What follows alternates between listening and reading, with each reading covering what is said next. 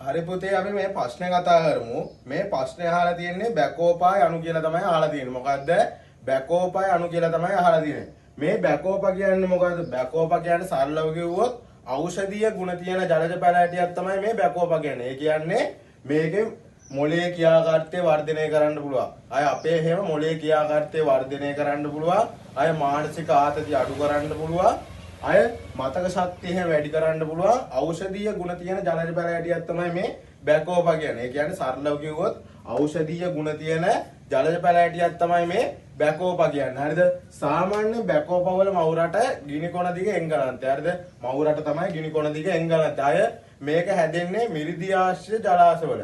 මේ බැකෝපා හැදෙන්නේ මිරිදි ආශ්‍රය ජලාශවල. අය මේකේ මවුරට ගිනි කොන දිග එංගලන්තේ. අය මේක ගත්තොත් ප්‍රචාරණය. දැන් ප්‍රචාරණය කරන්න බෑ. ඒ කියන්නේ මේ බැකෝපා වල පැවැත්ම පවත්වා ගැනීමට අපි මේක ප්‍රචාරණය කරගන්නවා. ඒ කියන්නේ ශාක ප්‍රචාරණය කියන්නේ සරලව කිව්වොත් මේ ශාකයේ පැවැත්ම පවත්වා ගැනීම සඳහා නව ශාක බෝ කර ගැනීමන්නේ. ඒ හින්දා අපි මේක ප්‍රචාරණය කරගන්න ක්‍රමය තමයි දඩු කැවිලි වගේ. ඒ කියන්නේ අපි ප්‍රචාරණය ආකාර දෙකකට කරනවානේ. ප්‍රචාරණය ආකාර දෙකයි. හරිද? ප්‍රචාරණය ආකාර දෙකයි. ලිංගික ප්‍රචාරණය සහ අලිංගික ප්‍රචාරණය. ලිංගික ප්‍රචාරණයයි අලිංගික ප්‍රචාරණයනේ. ඒ කියන්නේ අපි ශාක ප්‍රචාරණ ප්‍රධාන ආකාර දෙකකට කරනවා. එකක් ලිංගික ප්‍රචාරණය කරනවා, අනිත් එක අලිංගික ප්‍රචාරණය කරනවා. හරිද? අලිංගික ප්‍රචාරණය කරනවා. මේ ලිංගික ප්‍රචාරණය කරන ජලජ පැලෑටි වලට උදාහරණ. ඒ කියන්නේ බීජ මගින් මේ ශාක ප්‍රචාරණය කරගන්න ප්‍රචාරණය මේ ලිංගික ප්‍රචාරණය කියන්නේ. මේ ලිංගික ප්‍රචාරණය කරන ක්‍රමයක් ශාක විදිහට අපි ඕලු ගන්න පුළුවන්.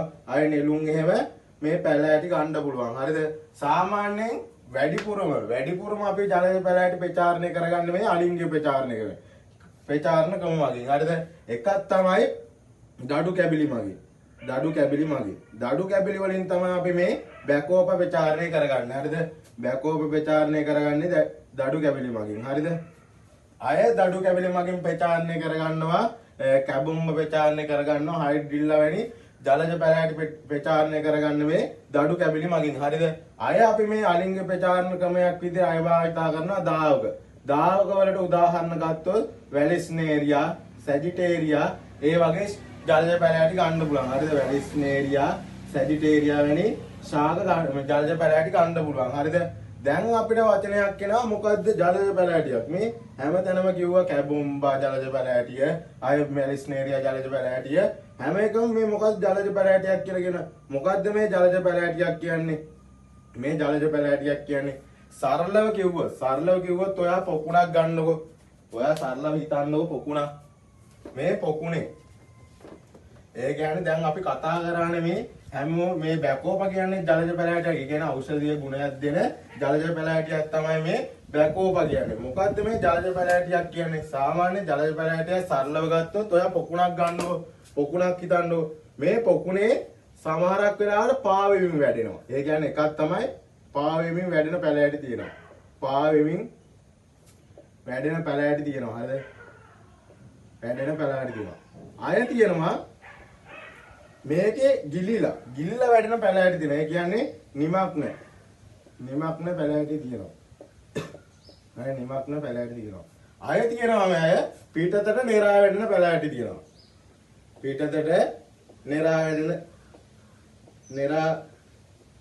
පැලෑටි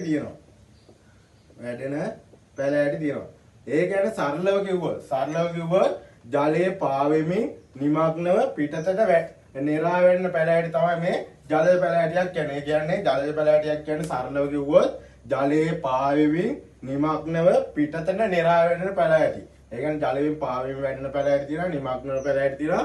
පිටතට නෙරා වැඩෙන පැලෑටි වලට තමයි අපි මේ ජලජ පැලෑටි කියන්නේ. ඒ කියන්නේ ජලයේ පාවෙමින් නිමග්නව පිටතට නෙරා වැඩෙන පැලෑටි වලට තමයි මේ ජලජ පැලෑටි කියන්නේ. හරිද? මේ ජලජ පැලෑටි සාමාන්‍යයෙන් ජලජ පැලෑටි අපි වර්ගීකරණයක් කරන ප්‍රධාන ආකාර දෙකකට. හරිද? එකක් තමයි. ඒ කියන්නේ ජලජ පැලෑටි අපි වර්ගීකරණය කරන ප්‍රධාන ආකාර දෙකකට. එකක් තමයි මේකේ වගා කරන අරමුණු අනුව. එකක් අපි වර්ගීකරණයක් කරනවා වගා කරන අරමුණ අනුව. වගා කරන අරමුණ අනුව අපි ප්‍රධානව අයත් කොටස් දෙකයි. ඒ කියන්නේ අපි වගා කරන්නේ මොකක් අරමුණු කරගෙනද? එකක් තමයි අපි ආහාරමය. ආහාරමය ජලජ පැලෑටි තියෙනවා. ආහාරමය ජලජ පැලෑටි තියෙනවා. සාමාන්‍ය ආහාරමය ජලජ පැලෑටි කියන්නේ අපි ආහාරෙට මිනිසුන් ආහාරයට ගන්නවා. අය මාළු ආහාරයට ගන්න පැලෑටි තමයි මේ ආහාරමය ජලජ පැලෑටි කියන්නේ. හරිද? මේ ජලජ පැලෑටි වලට උදාහරණ ගත්තොත් ඕලු, නෙළුම්, ලෝටස් කියන්නේ නෙළුම් එහෙම ගන්න පුළුවන්. හරිද?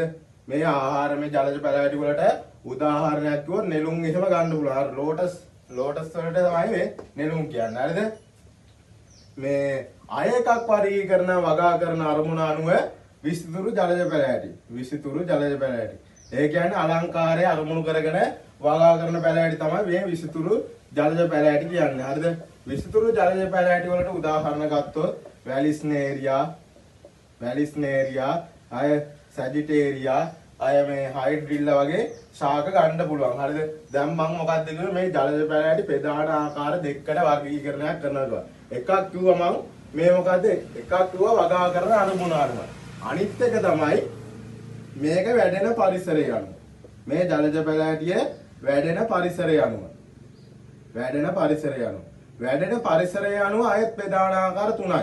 එකක් තමයි පාවෙමින්. අනිත් එක තමයි අර්ධ නිමග්නව. ඒ කියන්නේ අර්ධව ජලයේ ගිලී තියෙන අර්ධ නිමග්නව. අනිත් එක තමයි නිමග්නව.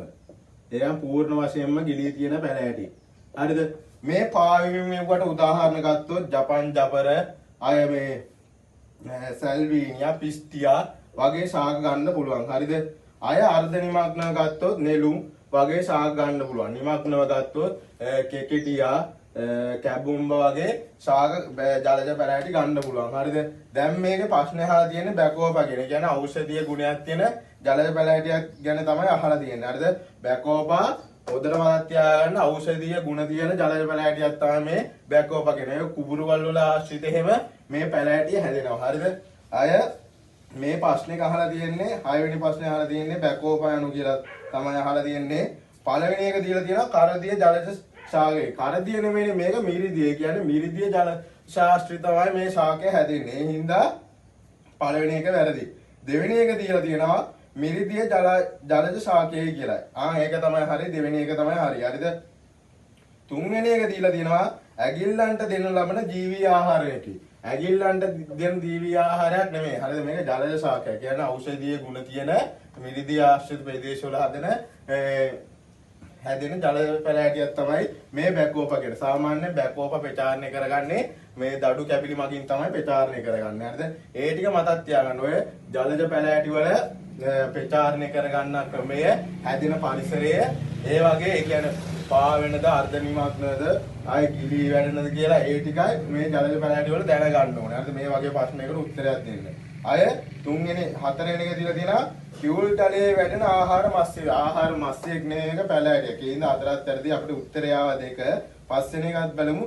කියුල් ජලයේ වැඩෙන විස්තර මත්ස්‍ය විශේෂය. ඒකත් වැරදිනේ. මත්ස්‍ය විශේෂය නෙවෙයි මේක ජලජ ශාකයක්. එතකොට උත්තරේ දෙක එන්න ඕනේ. හරිද?